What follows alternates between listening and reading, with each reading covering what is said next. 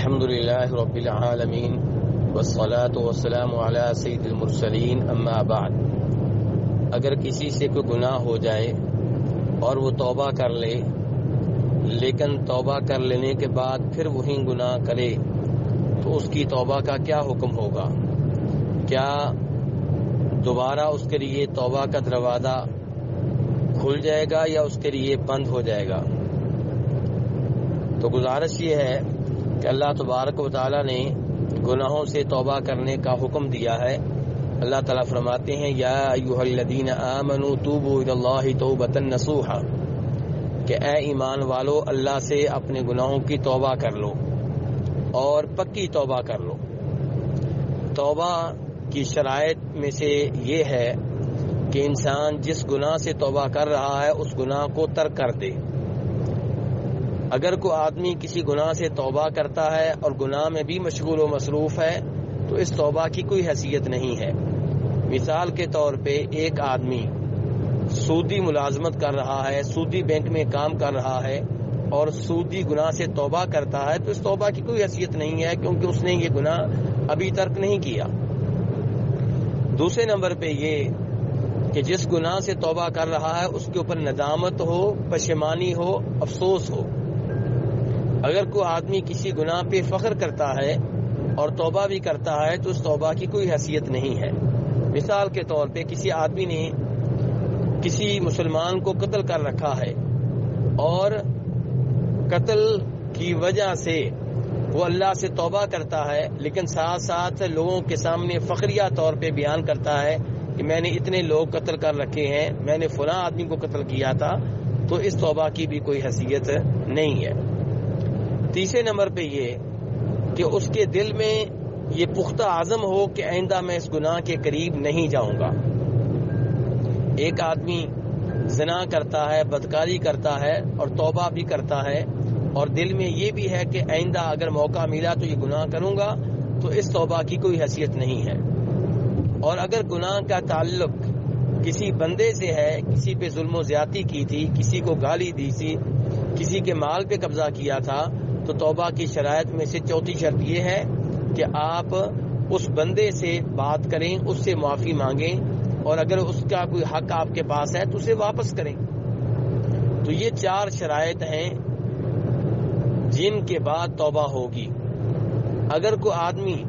ان 4 شرائط کو پورا کر لینے کے بعد توبہ کرتا ہے تو اللہ تبارک و تعالی توبہ قبول کرنے والے ہیں۔ اب اگر اس سے دوبارہ گناہ ہو جاتا ہے تو اللہ تبارک و تعالی یقیناً معاف کرنے والے ہیں، کیونکہ جب پہلی بار اس نے توبہ کی تھی نیک نیتی سے کی تھی، اس کی نیت میں کھوٹ نہیں تھی۔ دوبارہ گناہ کر بیٹھا ہے، انسان ہے، بشر ہے، شیطان نے پھر حملہ کیا ہے، پھر پھسلا دیا ہے، تو اللہ تعالیٰ معاف کرنے والے ہیں۔ بلکہ نبی علیہ الصلوۃ والسلام ایک حدیث میں فرماتے ہیں، مسلم شریف کی حدیث ہے، کہ ایک بندے نے گناہ کیا، اللہ سے توبہ کی تو اللہ نے معاف کر دیا، اس نے پھر وہی گناہ کیا، پھر اللہ سے معافی مانگی تو اللہ کہتے ہیں کہ میرے بندے کو معلوم ہے کہ اس کا کوئی رب ہے جو گناہ کرنے پہ عذاب بھی دے سکتا ہے اور توبہ کی جائے تو معاف بھی کر دیتا ہے، میں اسے پھر معاف کر رہا ہوں۔ پھر اس نے ایسا گناہ کیا تو اللہ تعالیٰ اور اللہ سے توبہ کی، اللہ پھر کہتے ہیں کہ میرے بندے کو معلوم ہے کہ اس کا کوئی رب ہے جو گناہ پہ پکڑ سکتا ہے، سزا دے سکتا ہے اور گناہ معاف بھی کر سکتا ہے، اللہ پھر اس کو معاف کر دیتے ہیں۔ لیکن یہاں پہ یہ بات ذہن میں رہے کہ اللہ تبارک و تعالی توبہ قبول کرنے والے ہیں، معاف کرنے والے ہیں، لیکن معلوم نہیں کب موت آ جائے اور توبہ کا دروازہ بند ہو جائے۔ ایسا نہ ہو کہ انسان توبہ کی امید پہ گناہ کرتا رہے اور پھر جب موت آئے تو توبہ کرنے کا موقع نہ ملے۔ اللہ تبارک و تعالیٰ قرآن پاک میں فرماتے ہیں 4 پارے میں سورہ نساء میں کہ انما التوبۃ للذین کیسے ہے وہ اللہ تعالیٰ فرماتے ہیں ولیست التوبۃ للذین یعملون السیئات حتی اذا حضر احدهم الموت قال انی تبت الآن وللذین یموتون وهم کفار، کہ اس کی کوئی توبہ نہیں ہے